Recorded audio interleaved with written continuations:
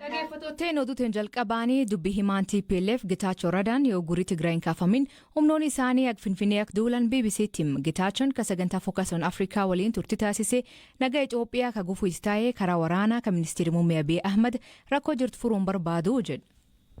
The only obstacle that's standing in the way of peaceful resolution. Danqaa tokkittiin rakkoo kana karaa nagaa furuun mudate Abiyyi rakkoo siyaasaaf fala karaa waraanaa barbaaduudha. Abiyyi uummata Tigraay irratti fedhasaa kaa'uudhaaf yaaleera. Hiree ofiin murteeffachuu irratti kutatoo waan ta'aniif filannoo gaggeessuu isaaniif adda ba'uun irratti xiyyeeffatame. Kuni seenaa keessatti tarii yeroo jalqabaaf bulchaan uummata isaa filannoo gaggeessuu isaaf waraana irratti bane.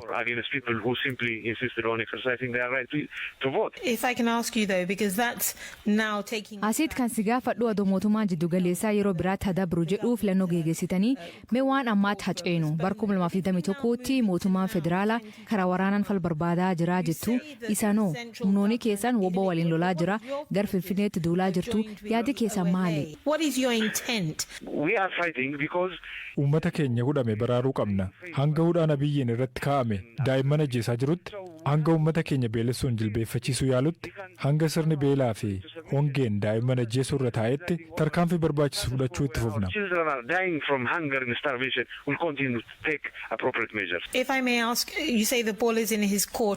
Kan jechuun gurii godhame yoo kaa'u baate nyaata fi dhiyeessiiwwan biroo akka UN jedhuutti Amaaraa, Afarii fi keessuma Tigraay keessatti namoota miliyoonaan lakkaa'aman deeggarsa barbaadanii fi fiixee beelar jiran bira hin geennetti gar Finfinnee duuluu itti fuftuu jechuu. Are you saying you will continue to march towards Addis Ababa? Very much so. Yes, that's our position. We'll continue to march. Eeyyen akkas jechuudha. Ejjennoon keenya sana duula keenya itti fufna. Duulichi waa'ee Finfinnee otoo hin taane harka biyya micciiruudhaan uggura uummata keenya irra kaa'ame kaasisuudha. Uummata magaalaa Finfinneef kan ifa goonu kaayyoon keenya isaan shororkeessoo otoo hin taane miidhaa achii ka'u dhabamsiisuudha. Qaamni gaafatama qabu kamuu akka godhu mootummaan keenyas yaaddoo jiraattota Finfinnee hanqisuuf waan danda'amu hunda ni goona. Abiyyi gaaffii keenya tole jedhee fudhachuu qaba. Waraanicha kan jalqabe Abiyyi aalduree keenya fudhatee xumura kan itti gochuu qabusisa. Remains for Abiy to agree to our terms and put an end to the conflict. Itoophiyaa ugur deeggarsaa fi dhiyeessalee biraa ittiin himatamu agammaa dhugaa mitii jechuun fudhatama dhaabsisaa akka jiru yoo ta'u qaamoleen idil addunyaa weerar humnoonni TPLF naannolee Amaaraa fi Afarii keessatti godhan akka balaaleffatan gaafatan.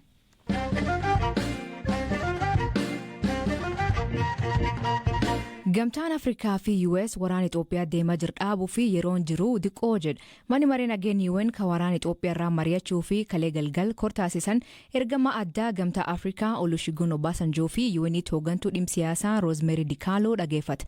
Maaltu ibsamee Galaana Balaay gabaas qaba. Gaanfa Afrikaatti ergamaan addaa gamtaa Afrikaa Olusegun Obasanjoo fi UN hoggantuun dhimma siyaasaa Rosemary Dikaaloo waraana Itoophiyaatti gaggeeffamaa jiru dhaabsisuu irratti mana maree nageenyaa UN'if ibsa kennaniiru. Itoophiyaa irraa akka dubbatan Obasanjoon xumura torbee kanaatti namootni sababa waraanaan rakkoof saaxilaman akkamiin deeggarsa namoomaa argatu ka jedhuu fi qaama hunda ka gammachiisu loltoota isaanii bakka jiranii baasuu irratti sagantaa wayii harkaa ni qabaannaa jennee abdannaa jedhan. Gaggeessitootni hundi as Finfinnee jiranii fi kaaba jiran dhuunfaadhaan garaagarummaa gidduu isaanii jiru siyaasa waan ta'eef furmaata siyaasaa karaa mariin dhufu akka barbaachisu irratti walii galaniiru jechuun Obasanjoon mana maree nageenyaa UN miseensota 15 qabutti dubbataniiru. Ministeerri Haajaa Alaa Ameerikaa ibsa 8/2021 baaseen waraanichatti xumura gochuuf gamtaa Afrikaa waliin hojjechuuf carraan jiru xiqqaachaa jiraachuu ibseera. Gamtaan Afrikaa gamasaan kaleessa 8/2021 rakkoo nageenyaa Itoophiyaa irratti cufaatti marii gaggeessee ture. Dhaabbata mootummoota gamtoomanitti ambaasaadara Itoophiyaa kataan Taayyee Asqasillaasee Hamdee gamasaaniin daandiin gara marii fi furmaata siyaasaatti nu geessu kallattumaan yookaan salphaatti waan ta'u miti jedhan. Ammaaf xiyyeeffannoon keenya TPLF dhaabsisuun uummata keenya akka malee miidhame oolchuu fi dhaqqabuudha jechuunis dubbatan. Ambaasaadar Taayyeen biyyoota lixaa fi miidiyaalee biyyoota lixaa TPLF jajjabeessaa jiru jedhaniin balaaleffataniiru. ammas garee kanaaf qaamolee deeggarsa meeshaalee qunnamtii odeeffannoo saatalaayitii meeshaa waraanaa fi inumaayyuu loltoota ka erganiif akka gocha kanarraa of qusatan cimsinee himnaa jedhan ambaasaaddar Taayyeen hidhattootni fi mootummaan federaalaa ammas kaayyoo dhaabataniif loluu akka itti fufan ibsaa wayita jiranitti UN'tti ambaasaaddar Ameerikaa kataan Lindaa Toomaas Greenfield amma yerootti meeshaa waraanaa keessan lafa keessanidha jedhaniiru. Waraanni namoota aarii fi gara jabinaan guutaman gidduutti gaggeeffamu ijoollee fi haadholii miidhaa jira dhaabbachuu qabaa jedhan. Gorsituun ittisa duguggaa sanyii UN Aliyees Wariyemuu Ndeertu haleellaan sabummaa irratti xiyyeeffatee raawwatamu atattamaan dhaabbachuu qabaa jedhaniiru. Miseensonni mana marichaa kabiroon araara buusuuf gamtaan Afrikaa ifaajjee gochaa jiru akka deeggaran himanii TPLF humnoota isaa dhaabuun bakka waraana dura turanitti akka deebisu gaafataniiru. Bakka buutuun Norway humnootni TPLF fi waraanni bilisummaa Oromoo magaala Finfinnee haleelanii qabachuu akka hin qabne himte akkasumas mootummaan saba tokko adda qoodee dhorkaa adda addaa yookaan qoqqobii irra kaa'urraa akka of qusatu gaafatteetti. Dhaabbanni mootummoota gamtoomanii akka jedhutti waraanni kaaba Itoophiyaa erga eegalame waggaan tokko darbe naannoo Tigraay, Amaaraa fi Affaar keessatti namoota miiliyoona 7 ol ta'an deeggarsa namoomaa atattamaaf kan isaan saaxile yeroo ta'u kanneen walakkaa miiliyoonaa ta'an ammoo fiixee beelaan gahee jira.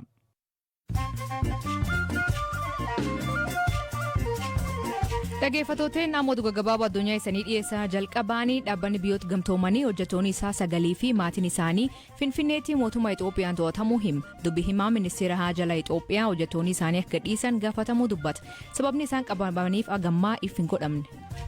Jijjiiramni qilleensa hiyyummaa fi waraan biyya keessa fiduun nagaa Soomaaliyaa irratti dhiibbaa guddaa geessisaa jira jedhu ministeerri karoora biyyattii. Gamaal Haasan kakoor jijjiiram qilleensaa UK deemaa jirurraa dubbate biyyattiin macaa'insa qilleensa irratti qooddiqa qabaatullee oolafaatiin guddoo miidhamuu hima. Manni murtii Suudaan waraanni mootummaa fonqolchuun biyyatti dursaa jiru intarneetii banuu qabaa jedha. Torbe lamaan dura erga mootummaan siviilii diigame intarneetiif tajaajilli bilbilaa addaan kutamee jira. Daa'imman 25 kaayibidman barnoota kib Nigeeriyaatti du'an har'a awwaalaman. Ijoolleen umriin gan 3 fi 8 gidduu jiran man barumsichaa citaa irraa ijaarameen keessatti gubachuun kaan du'anii hedduun madaan wanti bitkan kaasee agammaa hin baramne. Bokka cimaa Suudaan kibbaa roobaa tureeni namoonni miliyoon 1 ol miidhamu mootummaan biyyattii ibsa. Masriin uummata miidhamkan deeggaruu fi nyaata kiruuzii, sukaaraa, misiraa fi kanneen biroo ergan.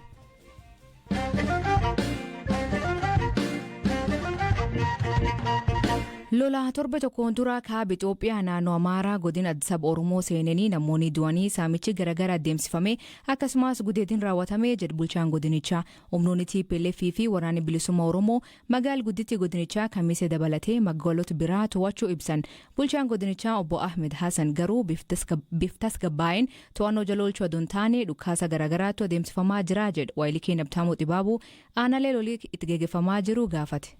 Ana argama kursii irratti lolli jira.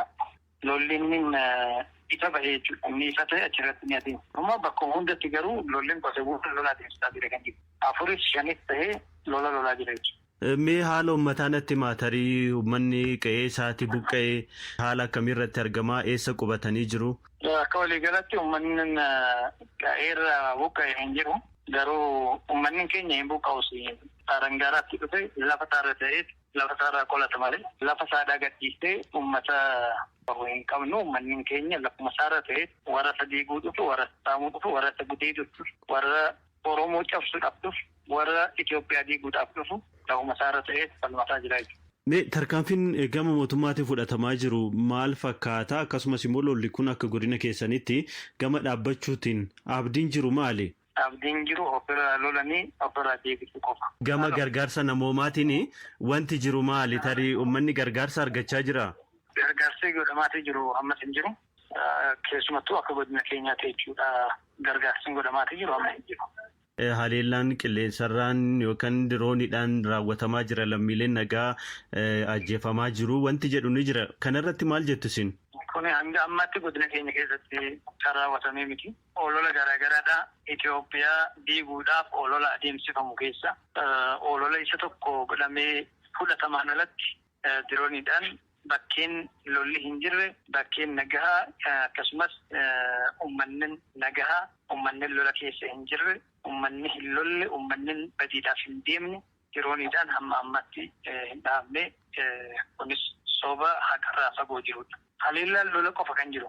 Isa naannoo isaadhaa gadhiisee godina saba Oromoo irra gahe. Naannoo isaa keessaa bahee weerara qaama adeemsise wajjiniin kan lolamaatee jiru kan jiru kana. Yerooniidhaan wanni dhaabee hin jiru. Guyyoota sadiin dura magaala Cafaroobitti akka ture kan nutti himee jiraatan tokko garuu haleellaan qilleensaa namoota nagaa miidhee jedha. Dhugaadha hedduu miidhamanii jiruudhaan namoonni du'anis baay'eedha. Maatii tokko keessa akka nama sadi fa'aa akka dhi'oo jira. Eessatti? Naannoo Batteetti. Naannoo Caffaattis akkasumatti miidhaa ture. Miidhaa ulfaataadha. Namoonni hedduu miidhaman manneen hedduu gubate. Kuni namoota nagaa irratti raawwate? Namoota nagaa irratti warreen jirutti akkuma waan Oromoo ta'an qofaaf kan xiyyeeffate maaliif jedhaan gaafa dafee fi obbolcha tura ta'uu tarkaanfii bara fudhatamne. Amma uummanni buqqa'anii qabee jala gubatee manni gubatee muka jala galanii qaamni gargaarullee dhaabbataan osoo uummata kana dhaqqabee hedduu barbaachisaadha ammatti. Gara kam qubatee jira namni buqqa'e? Caffa. Cafaroobitti jechuudha? Wanni ati ijaan argite jira moo amma odeeffannoo qabatamaadhaan odeeffattedha kan natti himaa jiru? Akkaan dhaqee biyyakooti ta'ee argee manneen gubatee nama madaa'ee nama du'e kan osoo hin fuudhamin mana keessatti du'e biyyakootiin arge. Eessatti jechuudha kun? Caffa. Yoom raawwate? Guyyaa jalqabatti raawwate yoo lakkoofne guyyaa afuraffaatu xumuraadha. Namoota baay'eetu du'e? Namni maqaanuu naannoo gara nama 33 ta'ee anuu maqaan ganda tarke. Cafaroobitti keessatti qofa jechuudha? Lakki hangi takka haxaa'ee baadiyyaa haxaa'eetis. Hagam ta'a haleellaan xiyyaaraa Cafaroobitii fi naannoo sanatti raawwatame? Guyyaa 3 ol jala deddeebi'eera. Aanaa Jilee Dhummuugaa magaala Sanbaatee irra jiraatan dubbifnee lolii ammaatti aanaa isaanii ga'uu baatullee sagaleen dhukaas gurguddaatti dhaga'amuu hima. Dhimma keenya magaalaa Kamiseedha. Diroonidhaan akka deddeebisanii haleelaa ture mootummaan dhagaa turre magaalaa Cafaroobitti aanaa xummaa Firseedha. Akka dirooniin haleelaa turan dhagaa turre odeeffannoo uummataa fi jiraattota achirraa dhagaa turreeni. Haleellaan uummata nagaa uummata sibiila irrattis akka dhaqqabe keessumattuu magaalaa Cafaroobitti irratti ammaaf lakkoofsa isaa hin qabu malee namoota baay'ee irratti magaalaa walakkaatti waan ta'eef daa'ima dubartoota namuma jiraatama magaalaa dabalatee miidhaan akka irra dhageenyee jirra jiraattota. Amma gara keessan haalli jiru maal fakkaata? Sodaadhuma keessa jirra. Sodaa keessa jirra nuti keessattuu aanaan Jilee Dhummuugaa kallattii kibbaatiin magaalaa Shawaaroobiitu nu daangessaa. Magaalaa Shawaaroobii kan mata Amaaratti humna waraanaa hedduutu keessatti bu'ee meeshaalee gurguddaa isa waraanaa gurguddaa keessatti buusaniiru. Kallattii kaabaatiin magaalaa Xaayyeetu nu daangessaa. Asittis meeshaa waraanaa gurguddaa amma dhukaasa dhagaa jiru siin jechaa ture sanii fi humna waraanaa danuun keessatti buusanii jiranii jidduu kanatti argamna. Sodaa qabna. Garii waraanni kun yoo nurratti kan gaggeeffamte jidduu kanatti uummanni hubamuu danda'a kan jiru sodaa hedduu qabna. Waraanni kallattii kaabarraas kallattii Xaayyee kanarraas dhiibaa dhufa waraanaa keenyatti kana dura hin dhageenye ture guyyaa lama dura afaan dhageenyu amma dhagahaa jiru as nutti hiixaa jira. Sodaa qabna uummata bal'aarra akka leellan hin geenye amma ammaatti wanti nu qaqqabe hin jiru garuu dhukaasa dhagahaa jirra tarii yoo qalqaba kana boru maal kallattiin kana dhiibee dhufee nurra dhaqqabu taate kan jiru cinqaa qaba uummanni jiraatan magaalaa baadiyyaatti. Dhaggeeffattootteen sagantaan har'aa ganuma waliin turuu keessaniif ulfaadheessaniin jenna. Mammaansi galgal kanaa haalii gaariin sirra si horsiisa. Hiikan isa maanii kooment keessan nu beeksisaa. Sagantaa kan qophees Galaana Balaay gam teknikaatiin Oskar Bunga keessaniif dhiyees an Asli Galgalooti Akburisaatti akkana nagaa waaqa kee bulaa oraa bulaa deebana hangafamaan dhan bulaa.